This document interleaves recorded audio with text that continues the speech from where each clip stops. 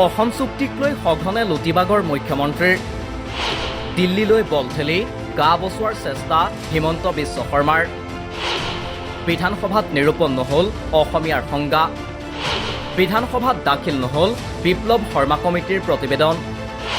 এইবাৰ অসম চুক্তিৰ 6 নং দফাক লৈ নতুন ৰাজনীতিৰ ব্লুপ্ৰিণ্ট মই অসম চুক্তিটো 1985 চনৰ পৰাই নামানো এইটোতো মই কিমানবাৰ কম একেটা কথাকে 85 চনত মই সদৌ গুৱাহাটী ছাত্ৰ সন্থাৰ জেনেৰেল ছেক্ৰেটাৰী হিচাপে এই কথা কৈছো এয়া আছিল 2018 চনৰ 19 জুলাইত তেতিয়াৰ বিত্তমন্ত্ৰী হিমন্ত বিশ্ব শৰ্মাৰ মন্তব্য কা আইনক লৈ যেতিয়া ৰাজ্যত ক্ষোভৰ বহিঃপ্ৰকাশ ঘটিছিল অসম চুক্তিক নৎসাত কৰি যেতিয়া হিন্দু বাংলাদেশীৰ বাবে কাৰ্পেট সাজু কৰা হৈছিল তেতিয়াই হিমন্ত বিশ্ব শৰ্মাই মন্তব্য কৰিছিল অসম চুক্তিৰ তেওঁ স্বাক্ষৰ হোৱাৰ দিনাই বিৰোধিতা কৰিছিল অসম চুক্তিক লৈ হিমন্ত বিশ্ব শৰ্মাৰ স্থিতি একেই আছিল কা আন্দোলনৰ সময়তো পুনৰবাৰ সংসদলৈ কা আইন অনাৰ পূৰ্বে 2019 চনৰ 15 জুলাইত কেন্দ্ৰীয় চৰকাৰে গঠন কৰিছিল অসম চুক্তিৰ 6 নং দফা ৰূপায়ণৰ বাবে উচ্চস্তৰীয় সমিতি অৱসৰপ্ৰাপ্ত ন্যায়াধীশ বিপ্লৱ শৰ্মা নেতৃত্বাধীন সমিতিয়ে 2020 চনৰ 10 ফেব্ৰুৱাৰীত দাখিল কৰিছিল নিজৰ প্ৰতিবেদন কিন্তু দিল্লীত বাহৰ পাতিও গৃহ মন্ত্ৰালয়ৰ সাক্ষাৎ নোপোৱাৰ বাবেই এই প্ৰতিবেদন কমিটিয়ে জমা দিছিল অসমৰ তেতিয়াৰ মুখ্যমন্ত্ৰী সৰ্বানন্দ সোণোৱালৰ হাতত মাহৰ পাছত মাহ ধৰি প্ৰতিবেদন পৰি থাকিল দিছপুৰত সৰ্বানন্দ সোণোৱালৰ হাতৰ পৰা প্ৰতিবেদন গ্ৰহণ নকৰিলে গৃহমন্ত্ৰী অমিত শ্বাহে যাৰ বাবে 2020 চনৰ 11 আগষ্টত এই প্ৰতিবেদন নিজে ৰাজহুৱা কৰিছিল সদৌ অসম ছাত্ৰ সন্থাই প্ৰতিক্ৰিয়া প্ৰকাশ কৰিছিল হিমন্ত বিশ্ব শৰ্মাই 2020 চনৰ 12 আগষ্টত হিমন্ত বিশ্ব শৰ্মাৰ মন্তব্য 12গৰাকী ব্যক্তিয়ে নিৰ্ধাৰণ কৰিলেই অসমীয়াৰ সংজ্ঞা মানি ল'ব নোৱাৰি অসমীয়াৰ সংজ্ঞা নিৰ্ধাৰণ হ'ব লাগিব বিধানসভাৰ মজিয়াত কিন্তু 12গৰাকী ব্যক্তিয়ে অসমীয়াৰ সংজ্ঞা এটা নিৰ্ধাৰণ কৰি দিলেই সেইটো অসমীয়াৰ সংজ্ঞা নহ'ব সেই সংজ্ঞাটো স্বাভাৱিকভাৱে অসম বিধানসভাৰ পবিত্ৰ মজিয়াত গৃহীত হ'ব লাগিব আৰু এই বিষয়টো মই আপোনালোকক আগতেও সাংবাদিক মেলত কেইবাটাও কৈছো যে কমিটিখনে দিয়া সংজ্ঞাটো বিধানসভাৰ মজিয়াত গৃহীত হ'ব অসমীয়াৰ সংজ্ঞা বিধানসভাত নিৰূপণ হোৱাৰ পাছতহে এই প্ৰতিবেদন কেন্দ্ৰলৈ প্ৰেৰণ কৰা হ'ব বুলি ঘোষণা কৰিছিল হিমন্ত বিশ্ব শৰ্মাই শুনক 2020 চনৰ 12 আগষ্টত কি আছিল বৰ্তমানৰ মুখ্যমন্ত্ৰী হিমন্ত বিশ্ব শৰ্মাৰ ভাষ্য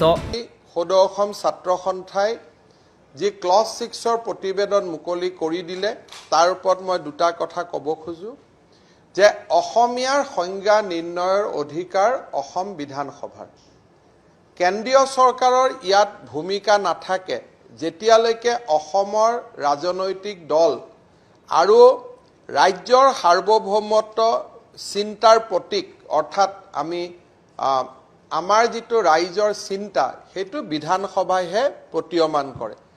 গতিকে বিধানসভাত যেতিয়ালৈকে অসমীয়াৰ সংজ্ঞা নিৰূপিত নহয় তেতিয়ালৈকে কেন্দ্ৰীয় চৰকাৰে এই ষষ্ঠ ক্লজৰ ওপৰত কৰিবলগীয়া বিশেষ একো নাথাকে ৰাজ্য চৰকাৰে বিধানসভাত এই কমিটিৰ অনুমোদন কোনোবা এটা সময়ত লৈ আহিব আৰু বিতৰ্কৰ পিছত অসমীয়াৰ সংজ্ঞা নিৰূপিত হোৱাৰ পৰৱৰ্তী পৰ্যায়তহে কেন্দ্ৰীয় চৰকাৰে ইয়াত প্ৰৱেশ কৰিব পাৰিব এতিয়াৰ মুখ্যমন্ত্ৰী ডক্টৰ হিমন্ত বিশ্ব শৰ্মাই 2020 চনৰ 12 আগষ্টত কৈছিল যে অসমীয়াৰ সংজ্ঞা নিৰূপণৰ অধিকাৰ একমাত্ৰ অসম বিধানসভাত অসমীয়াৰ সংজ্ঞা নিৰ্ধাৰণ নোহোৱালৈকে অসম চুক্তিৰ 6 নং দফাক লৈ কেন্দ্ৰৰ কৰিবলগীয়া একো নাথাকে বিধানসভাইহে এই কমিটিক অনুমোদন জনাব লাগিব সেই একেদিনাই আচুক দোষাৰোপ কৰি হিমন্ত বিশ্ব শৰ্মাই এই বুলিও কৈছিল যে প্ৰতিবেদন ৰাজহুৱা কৰি আচুৱে জটিলতাৰ সৃষ্টি কৰিছে সদৌ অসম ছাত্ৰ সন্থাৰ মঞ্চৰ পৰা কালি যি 5 মাহৰ ক্ষোভৰ কথা কোৱা হৈছে যে 5 মাহ দেৰি হৈ গ'ল মই ভাবো যে ৰিপৰ্টটো প্ৰকাশ নকৰাকৈ সতৰ্কতাৰে আগবাঢ়িলে কাম কাজ আৰু বেছি ভাল হ'লহেঁতেন বিতৰ্ক নহ'লহেঁতেন কিন্তু ৰিপৰ্টটো প্ৰকাশ কৰি এক প্ৰকাৰ জটিলতাৰ সৃষ্টি কৰাক বাদ দি আন একো হোৱা নাই এয়া আছিল 2020 চনৰ 12 আগষ্টত বিপ্লৱ শৰ্মা কমিটিৰ প্ৰতিবেদনক লৈ হিমন্ত বিশ্ব শৰ্মাৰ মনোভাৱ তেওঁৰ মতে বিধানসভাই এই কমিটিৰ পৰামৰ্শক অনুমোদন দিব লাগিব অসমীয়াৰ সংজ্ঞা বিধানসভাই নিৰূপণ কৰিব পাৰিব তাৰ পাছত ব্ৰহ্মপুত্ৰৰ বুকুৰে অনেক পানী বৈ গ'ল হিমন্ত বিশ্ব শৰ্মা 2021 চনত নিজেই অসমৰ মুখ্যমন্ত্ৰী হ'ল বিধানসভাৰ অনেক অধিৱেশন অনুষ্ঠিত হৈ গ'ল, কিন্তু আজিলৈ বিধানসভাত দাখিল নহ'ল বিপ্লৱ শৰ্মা কমিটিৰ প্ৰতিবেদন। বিধানসভাত এই কমিটিৰ পৰামৰ্শক লৈ বিতৰ্ক নহ'ল অসমীয়াৰ সংজ্ঞা নিৰূপণ। তাৰ পাছত হঠাৎ বিগত 5 ছেপ্টেম্বৰত অসম কেবিনেটৰ সিদ্ধান্ত, বহাগ বিহুৰ পূৰ্বেই কাৰ্যকৰী হ'ব বিপ্লৱ শৰ্মা কমিটিৰ প্ৰতিবেদন। জাষ্টিছ বিপ্লৱ শৰ্মা কমিটিৰ 67টা অনুমোদনৰ বিপৰীতে 57টা অনুমোদন আমি ৰূপায়ণ কৰাৰ বাবে সিদ্ধান্ত গ্ৰহণ কৰিছোঁ। সদৌ অসম ছাত্ৰ সন্থা আৰু আন সংগঠনসমূহৰ লগত কথা পাতি আমি 57টা ৰিকমেণ্ডেশ্যন 2025 চনৰ 15 এপ্ৰিলৰ আগতে আমি ৰূপায়ণ কৰাৰ বাবে আজি কেবিনেটে এটা ৰোড মেপ এটা আমি প্ৰস্তুত কৰিছোঁ। 67টা পৰামৰ্শৰ বিপৰীতে 57টা পৰামৰ্শ 2025 15 এপ্ৰিলৰ পূৰ্বেই ৰূপায়ণ কৰা হ'ব বুলি ঘোষণা মুখ্যমন্ত্ৰীৰ। কিন্তু কেনেকৈ এয়া সম্ভৱ? যি পৰামৰ্শ ৰূপায়ণৰ বাবে সংবিধান সংশোধনৰ প্ৰয়োজন, যাৰ বাবে হিমন্ত বিশ্ব শৰ্মাৰ ভাষাৰেই বিধানসভাৰ অনুমোদনৰ প্ৰয়োজন, বিধানসভাত অসমীয়াৰ সংজ্ঞা নিৰূপণৰ প্ৰয়োজন, সেইবোৰ একো নোহোৱাকৈ কেনেকৈ হিমন্ত বিশ্ব শৰ্মা চৰকাৰে ৰূপায়ণ কৰিব বিপ্লৱ শৰ্মা কমিটিৰ প্ৰতিবেদন? এই প্ৰশ্ন উত্থাপন হোৱাৰ পাছতেই আকৌ সুৰ সলনি হ'ল মুখ্যমন্ত্ৰী ডক্টৰ হিমন্ত বিশ্ব শৰ্মাৰ। 57টা নহয় 40টা পৰামৰ্শহে হেনো অসম চৰকাৰৰ এখতিয়াৰত পৰে। 12টা কেন্দ্ৰ আৰু ৰাজ্য দুয়োখন চৰকাৰৰ আওতাত, আন 12টা কেন্দ্ৰলৈ ঠেলি দিয়াৰ সিদ্ধান্ত আছুৰে হোৱা বৈঠকত। আৰু